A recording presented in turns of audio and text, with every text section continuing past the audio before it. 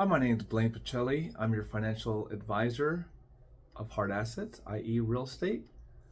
So I get this question a lot. So when you purchase a property, buyers put in a deposit. It's typically 3% deposit of the purchase price. Now, it's a good faith deposit.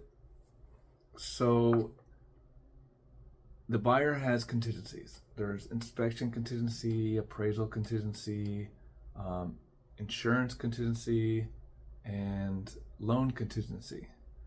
So let's just say that everything goes through, they agree to terms on the inspection, the appraisal comes in, they have their insurance, they get their loan contingency, all's good, and the buyers remove their contingencies. Now that's after, let's say, day 17. So day 25, the buyer wants to back out. Now what happens there is most buyers sign on the contract or initial a mediation arbitration. So what happens is the sellers have a right to go after that deposit. Now it's very difficult for a seller to get all the deposit. A lot of sellers automatically think that if the buyer defaults, that they get deposit. Well, it's very rare for a seller to get all the deposit. Through the arbitration process, the mediation, you deal with a retired judge, a retired attorney, and so forth. And it's up to them how much of that deposit the seller actually gets.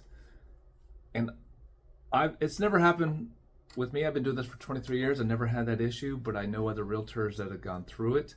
At the most, they've gotten the sellers have gotten just some of that deposit.